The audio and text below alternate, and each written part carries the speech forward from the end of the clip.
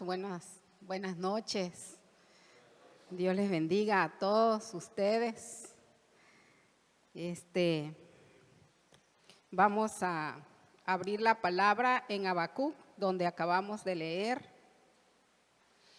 Y les repito el tema: horrorosa las pruebas y maravillosa la solución. La prueba puede ser lo más feo, pero cómo Dios soluciona nuestros problemas es maravilloso. Así que no sé cuántos de los que estamos aquí tengamos aflicciones, tengamos problemas, o estamos espantados, o estamos hacia la expectativa, porque a lo mejor algo está amenazando nuestra paz y tenemos temor. Puede que tengamos miedo de afrontar dificultades, sí. Pero Dios está con nosotros para ayudarnos a afrontarlo con su bendición, con su ayuda. Así que vamos a orar a nuestro Padre Celestial. Les invito a que cierren sus ojos y así, con esa confianza que el Espíritu Santo le da a la iglesia, vamos a pedirle en este momento su guianza. Gracias te damos, oh Dios.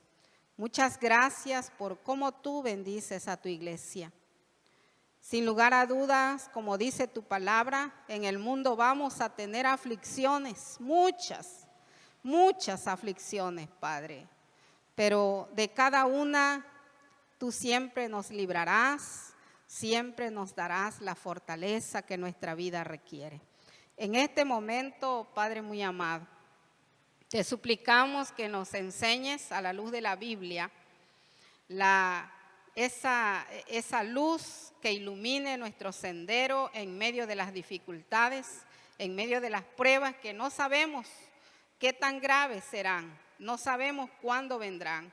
Y si hay algunos de mis hermanos que ya están siendo probados en sus hogares, en sus vidas, también que ellos en este momento, Padre, en ti sean confortados, en ti renueven sus fuerzas y en ti, mi Señor, sean consolados por medio de la palabra. Gracias te damos por todo, en el nombre de Jesucristo. Amén. Amén. Quiero leerles aquí en la Biblia el significado del nombre Habacuc. Me llamó mucho la atención que dice que el nombre significa el que abraza o el que rodea. Y nos dice el trasfondo que dice que en un momento dado Habacuc, el profeta Habacuc, se enojó porque Dios mandó a Nínive, le permitió a la ciudad de Nínive que viniera contra el pueblo de Dios, que era Judá, en el tiempo en que Habacuc estaba profetizando. Y dice que Nínive era una ciudad perversa, mala, que no tenía todo lo que había vivido en la época de Jonás, ese temor reverente cuando Jonás vino a profetizar contra él, en un abrir y cerrar de ojos, como era otra generación, se olvidó, y entonces dice que se volvieron peores que antes, peores que en la época de Jonás. Y ya cuando aparece el profeta Habacuc, Dios le permite a Nínive venir contra el pueblo, que el pueblo también era perverso. En la época de Habacuc, el pueblo de Israel se había pervertido, se había apartado de Dios, pero por encima de lo malo que era Judá, eran más malos los ninivitas. Y entonces por eso Jonás se enoja y dice: ¿por qué Dios permite que un pueblo malo y perverso venga contra el pueblo escogido de Dios, que es malo sí, que es rebelde sí, pero ¿por qué Dios lo permite? Pero ya después cuando él ve el resultado de esa situación, de esa persecución, de esas muertes, dice que Dios le manda a Nínive una destrucción total, que hasta la fecha es un lugar que pereció, es una ciudad que ya no aparece más que en la historia. Entonces él pudo entender el propósito de Dios, que era por defender a su pueblo, que Dios iba a destruir a los ninivita, pero él lo entendió hasta después.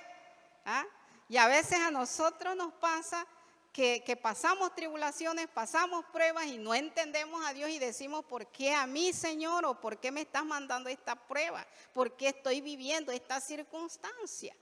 Pero te quiero decir que nosotros pensamos así cuando no hemos comprendido verdaderamente quién es Dios, ¿sí? Es que entonces, en el versículo 16, de donde tomo la primera parte del tema, donde dice que horrorosa es la prueba, dice el versículo 16 del capítulo 3 de Habacuc. Les voy a invitar a que vayan conmigo allá. Vamos a leerlo todos juntos. Miren ustedes la situación del profeta. Oí y se conmovieron mis entrañas. A la voz temblaron mis labios. Pudrición entró en mis huesos y dentro de mí me estremecí. Si bien estaré quieto en el día de la angustia, cuando suba al pueblo el que lo invadirá con sus tropas. ¿Saben? Para Habacuc era horroroso entender, era horrorosa la prueba que les venía, que Dios los había entregado en manos de gente perversa, de gente mala. Y el solo hecho de pensar que eso iba a suceder, para Habacuc era algo terrible, era algo que le producía miedo. Por eso él dice que él temblaba y que sus oídos estaban escuchando lo que Dios le estaba dando, esa profecía de que vendría ese castigo sobre el pueblo de Israel. Si a ti te dijeran, te vas a enfermar y tu enfermedad te va a traer muchos gastos y te va a traer dolor, sufrimiento, aflicción, si alguien te dijera, creo que responderías igual que Habacuc al escuchar la profecía. Empezaríamos a preocuparnos, empezaríamos a estar afligidos, empezaríamos a sufrir antes de tiempo, porque eso fue lo que le pasó al profeta. Cuando Dios le da la profecía, él empieza a tambalear, él empieza a tener miedo, porque sabía que venía una guerra contra ellos que era segura. Entonces, por eso entiendo yo que es horrorosa pasar pruebas, porque analizando en nuestra vida personal y analizando con las pláticas con muchos hermanos, en las visitaciones, nos damos cuenta que a ninguno de nosotros nos gusta estar pasando pruebas, ¿verdad? A ninguno de nosotros nos gusta estar afligidos, a ninguno, absolutamente. Nos alegramos cuando nos dicen que van a venir bendiciones, nos alegramos el saber que nuestra vida va a prosperar, pero que nos digan que viene un ramalazo sobre nosotros a golpearnos, a quebrantarnos, a entristecernos, eso es otra cosa. Y se convierte en un terror para nosotros. Y no es para menos, hermanos. Porque cuando alguien no ha pasado una enfermedad horrible, una enfermedad grave, pues no puede comprender al que está pasándola. Cuando una persona no ha pasado por una escasez tremenda que lo ha llevado hasta al punto de cobrar o ganar una deuda muy grande, aquel que no lo ha vivido no puede comprender a aquella persona. Cuando tú en tu matrimonio estás estable y todo marcha bonito por la gracia de Dios, pues nunca vas a comprender a los hermanos que tienen conflictos en su familia. Solamente el que ya pasó por ahí. Nadie puede comprender qué cosa es tener a un ebrio de esposo o una mujer pendenciera de mujer, de compañera, o unos hijos conflictivos, sino el que lo está viviendo. Entonces, es terrible cuando nosotros estamos pasando o viviendo una circunstancia como esa. Es por eso que ante un diagnóstico médico o ante la expectativa de un diagnóstico que está por darse, el enfermo se enferma más de la preocupación que de la enfermedad misma que tiene. Porque así nuestro cuerpo, nuestra mente reacciona negativamente ante la adversidad. Y Habacuc, aunque era profeta, no estaba exento de no sentir preocupación y pensar que iba a sufrir el pueblo. ¿Cuánta gente iba a morir? ¿Cuántas mujeres? ¿Cuántos niños? cuánta persecución, cuántos abusos, todo lo que les venía era algo horroroso, grande. Pero pues a la luz de la palabra también dice que es maravillosa la solución. Y yo quiero que vayas conmigo al versículo 18. Versículo 18, es el 18 y 19, pero solo vamos a leer porque estoy explicando solamente el tema, todavía no estoy desarrollando el tema. Versículo 18, con todo yo me alegraré en Jehová y me gozaré en el Dios de mi salvación. ¿Ven? Porque sabe que Dios va a solucionar el problema. Ahora bien, vamos a explicar el tema en sí, vamos a desarrollar la explicación en 4 puntos de este tema. Horrorosa las pruebas, maravillosa la solución. Primero, porque como hemos dicho, ninguno quiere pasar pruebas, ninguno de nosotros. Yo me acuerdo que cuando mi padre me dijo, hija, el doctor me dijo que ya soy candidato a diálisis. 6 años antes de que él quedara realmente dañado de sus riñones y entonces sí era la diálisis. 6 años antes. Cuando él me dice eso y como pues nosotros visitamos en los hospitales, visitamos a nuestros hermanos enfermos y muchos hermanos ya habían pasado por esa situación y yo ya había visto la situación de los hermanos, cómo se sufre y cómo sufre el familiar en el hospital con el enfermo. Cuando él me dice, hija, el doctor dice que ya mis riñones van en un 30%. Entonces entra la angustia y dice, ay Señor, y pasar por todo lo que tiene que ver con los tratamientos médicos y llevarlo al hospital, Señor, ayúdanos. Y nos pusimos en oración, eso fue 6 años antes. Nos pusimos en oración, así como sintió quizás el profeta, así sentía yo que me temblaba todo mi cuerpo al pensar que era estar allá en el hospital, que era la vida de él que estaba en peligro, que él podía morir. Y así me sentí. Pero oramos a Dios, ayunamos a Dios y le dijimos, Señor, danos fortaleza. ¿Y sabe qué le decía yo al Señor? Todavía no, Señor. Todavía no, Padre. Llorando en mis ayunos, en las oraciones, Señor, todavía no, deténlo, Padre. Fortalece su riñón con ese medicamento. El doctor les dio vacunas, le dio tratamientos y muchas cosas más, porque hay médicos que se preocupan por sus pacientes y los ayudan. Y entonces empezamos a ver que mi padre volvía a la vida otra vez y a cuidarse y una dieta estricta. Y sí, su dieta y su dieta y su dieta. 6 años sin diálisis, 6 años. Cuando ya llegó el tiempo, se los platico para que vean ustedes que sí, como humanos, ninguno de nosotros quiere pasar pruebas.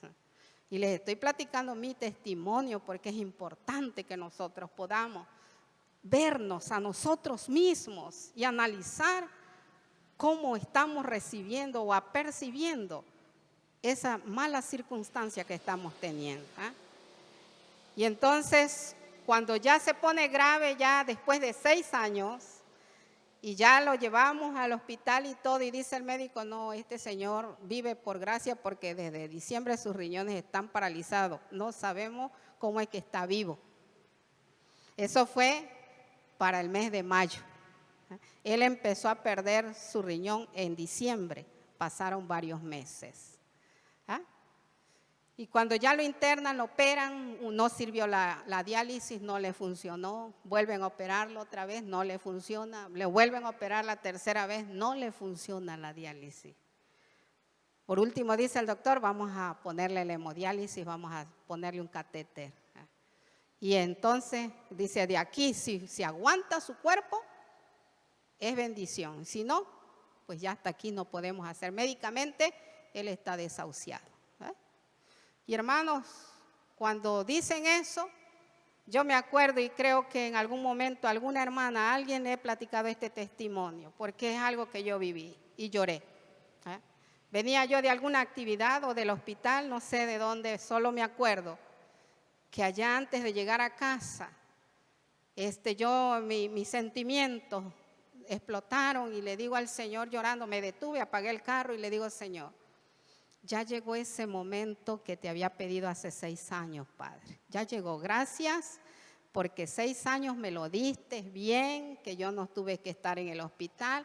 Muchas gracias. Ahora te pido que me dé fortaleza. Miren ustedes, eso me lo dio Dios, así con todas mis lágrimas y con todo lo que yo sentí en esos momentos. Señor, gracias y prepárame y ayúdame para poder servir en la iglesia y poder atender a mi papá, porque en aquel tiempo yo estaba al frente con él. Ya después mis hermanos se involucraron después. Entonces, quiero decirles que cómo Dios va solucionando todo.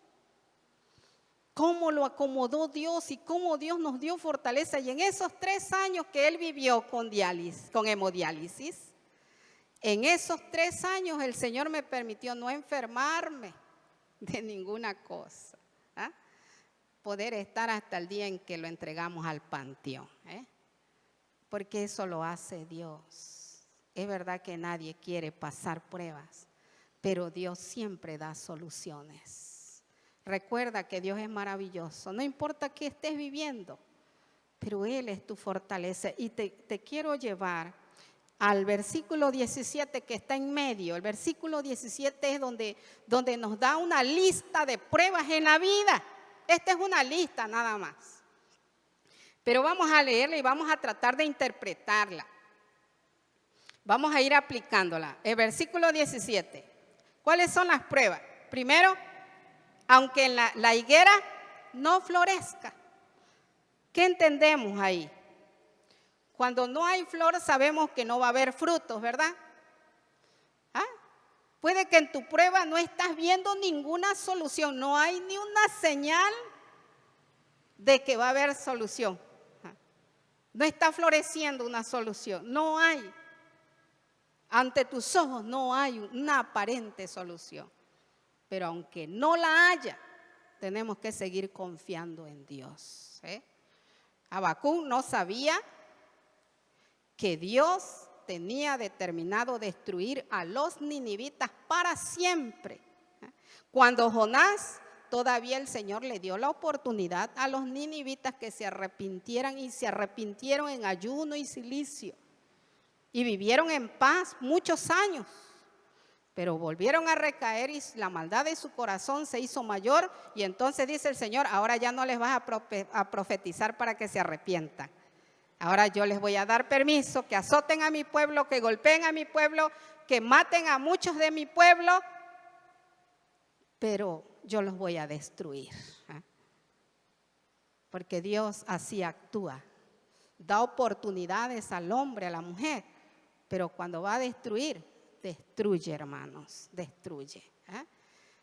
Y entonces no hay nada que nos dé señal que va a haber solución. Dice, ni en las vides haya fruto. Hasta eso, tampoco hay algo por ahí. Tienes una enfermedad, tienes una deuda, se entiende que no tienes ningún recurso. No hay dinero, ni ahorrado, ni tienes trabajo, ni hay quien te ayude. Buscas con fulano, no tienes. No hay fruto, no hay nada de dónde tomar. Porque todavía nosotros cuando acostumbramos que en nuestra quincena o en nuestra mensualidad compramos, nos surtimos. Decimos, aunque no tenga dinero en la bolsa, pero tengo mi despensa y de eso he hecho mano. Pero en este caso dice, ni siquiera hay despensa, no hay nada, es que no hay fruto, no hay dinero, no hay trabajo.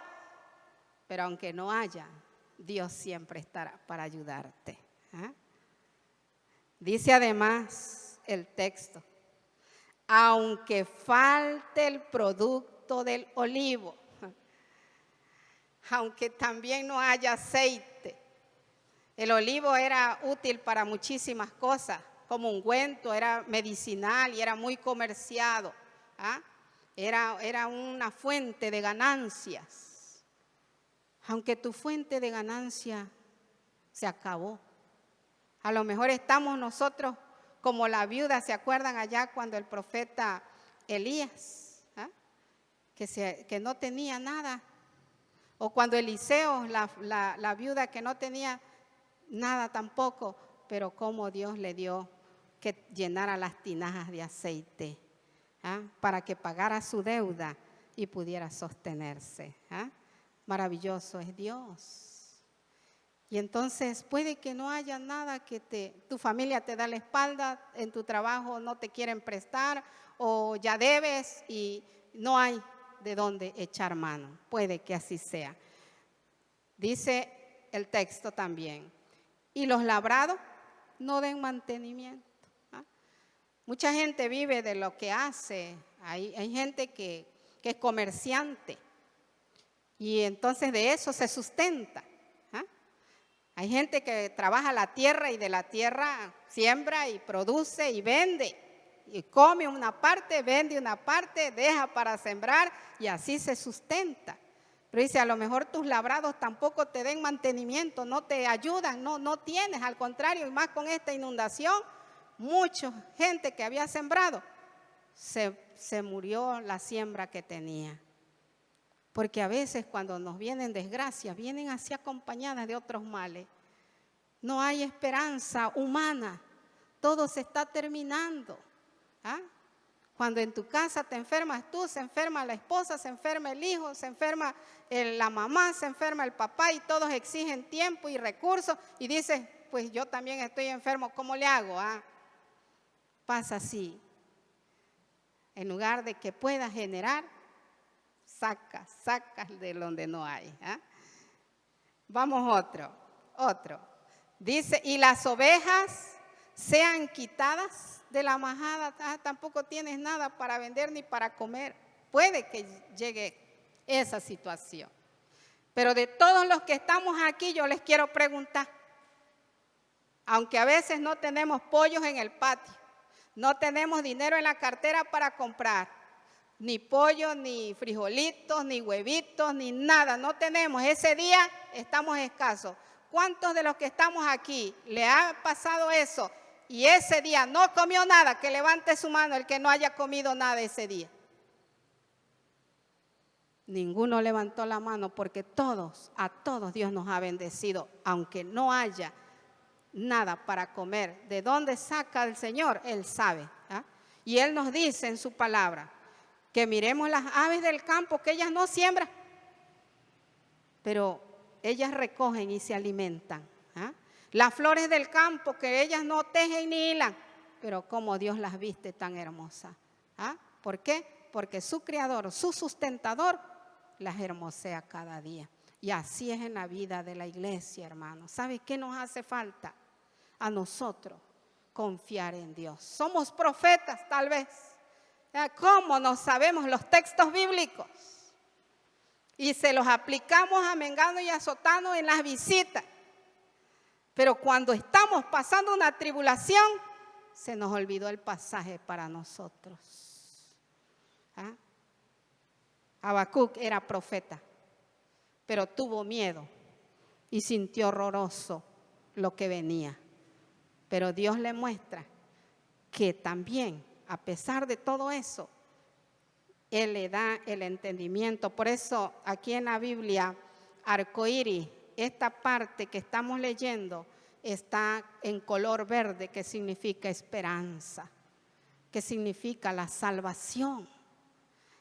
Les voy a leer en la última frase del versículo 17. Y no haya vacas en los corrales.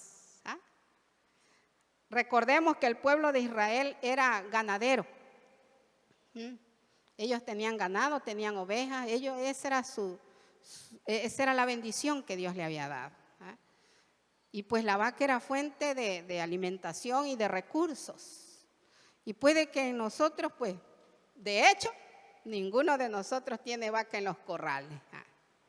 No tenemos, porque no somos ganaderos, no tuvimos esa herencia. No sabemos criar una vaca, no sabemos. Pero esa vaca puede ser ese talento que tienes. A lo mejor eres buena vendedora, pero no hay clientes. Y los clientes que hay, o algunos que le diste fiado, se fueron y no te pagaron. Entonces no hay recursos. Pero aunque no haya, es ahí donde ya entra, miren lo maravilloso de la solución, versículo 18. Vamos a volverlo a leer después de haber leído el 17. Con todo, yo me alegraré en Jehová y me gozaré en el Dios ¿de qué? De mi salvación. Así que ninguno quiere pasar pruebas. Las circunstancias pueden ser muy duras, esa es la segunda enseñanza, pueden variar, pueden ser muy difíciles, pero nuestra alegría está en Dios. Nuestra alegría está en Dios. Es por eso que dice, yo me alegraré en Jehová. Alégrate en tu Dios. Estás esperando unos resultados médicos. Alégrate en tu Dios que eso está en sus manos. Que tienes problemas familiares, alégrate en tu Dios que Él toma control en la familia. Que tienes problemas financieros, alégrate en tu Dios porque Él es el dueño de toda la tierra. Él es el dueño del oro, el dueño de la plata. Y si Él es tu Dios, Él proveerá lo que te haga falta. Estás desempleado y ya tiene tiempo, ponte en sus manos, confía en Él. Ve listo como si ya te fueras a quedar, porque esa es la fe. La fe es la certeza de lo que se espera. Así que ve con tu maleta, con tu lonche, con esa confianza que vas a quedar empleado. No vayas dudando. No digas, ay, a ver si me dan trabajo. Ya dudaste. Ya dudaste. O estás enamorado y la persona que quieres no te quiere a ti.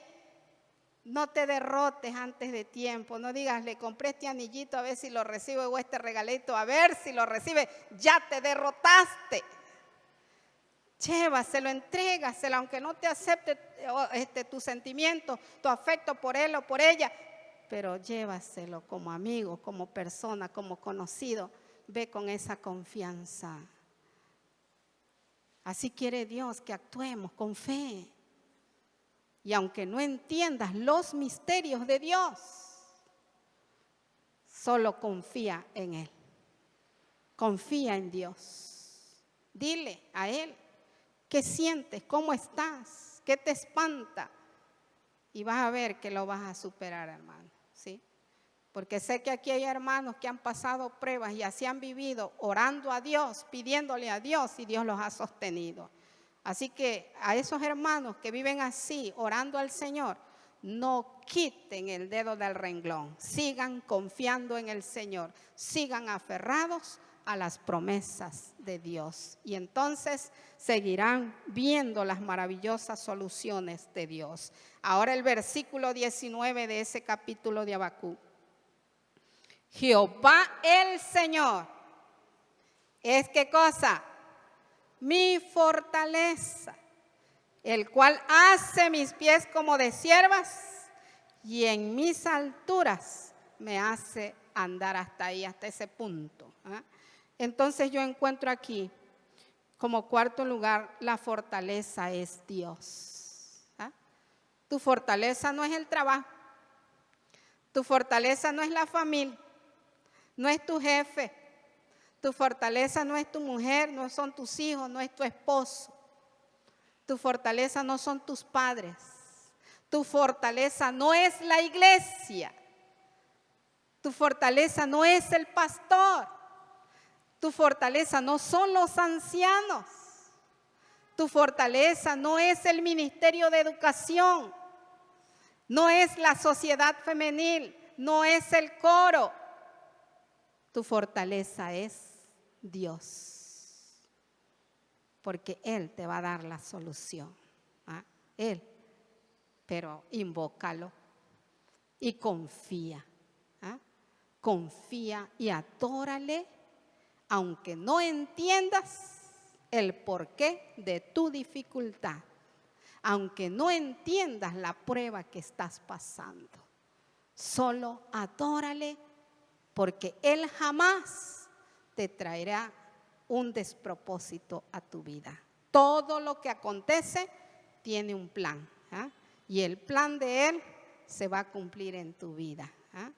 Así que no dudes de su amor y confía, aférrate a Él, porque si tú te aferras a Dios vas a huir como la gacela. Ustedes en el reino animal no hayan tanto la chita como la gacela son los animales más rápidos en ese ambiente. Y así dice, como de gacela, así como de cierva, va a ser tu huida, porque Dios te va a defender y el Señor te va a sacar de ese problema que tú estés viviendo. Pero si tu confianza y tu esperanza están en Él. Y dice, y sobre mis alturas me hará andar. Las cabras monteses, dice que pueden escalar las montañas aunque estén muy empinadas. ¿Cómo lo hacen? Solo la gracia de Dios. ¿Cómo lo pueden hacer? ¿Cómo pueden ir ellas como si estuvieran en terreno plano acá abajo? ¿Cómo pueden subir? Y empinaditas, porque hoy lo estuve viendo, porque a mí me gusta investigar. Y estuve viendo cómo ellas pueden llegar hasta la cúspide de una montaña escalando. Y tienen pezuñas. ¿Y cómo pueden hacerlo?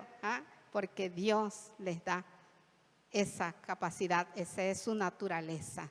Y entonces así Dios a nosotros en nuestras alturas nos hará andar, aunque andemos en lugares empinados, en grandes peligros, en voladeros, pero en tus alturas te hará andar, porque estás confiando en Él y no en tu propia justicia, no en tu propia fuerza. Él está contigo. Así que puedes decirle al Señor un amén. Vamos a estar de pie, hermanos. Y le decimos al Señor que nos perdone por las veces que hemos entrado en la situación de Habacuc, de tener miedo por no confiar en Dios.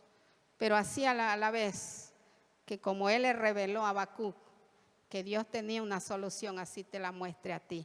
Y recuerda que Habacuc significa el que abraza. Dios te abraza en tu problema, Dios te abraza en tu dificultad para ayudarte. Señor, bendecimos tu nombre que es altísimo.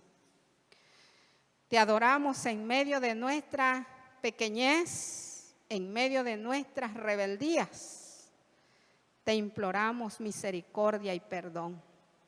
Ayúdanos, Señor, a no perder de vista tu grandeza y a no tener miedo, Señor, de tener problemas. Nos van a venir dificultades, Señor, pero revístenos de autoridad espiritual, revístenos de poder, porque tú eres nuestra fuerza, como dice el pasaje. Tú eres nuestra alegría. Ayúdanos a estar contentos, aunque estemos pasando pruebas. Gracias por los testimonios que sin lugar a duda muchos de mis hermanos tienen, así como mi vida está llena de testimonios, Señor. Muchos hermanos confían en tu amor, en tu misericordia, en tu grandeza y han superado las pruebas que han pasado, Señor, que han tenido. Asimismo, todas las que nos vengan en esta vida mientras estemos aquí, las vamos a lograr bajo tu gracia, bajo tu protección divina. Y en el nombre de Jesucristo te adoramos y te honramos hasta el último día que tú nos des de vida en este mundo. Gracias en el nombre de Jesucristo. Amén. Gracias le damos a nuestro Dios por la vida de nuestra hermana Anita, que la siga bendiciendo grandemente y le siga dando sabiduría de lo alto para su mensaje. A mi Dios cantaré salmos mientras viva, Salmo 104, 33. Tenemos el himno congregacional 469. Himno 469. Oh Cristo, tu obra terminar queremos.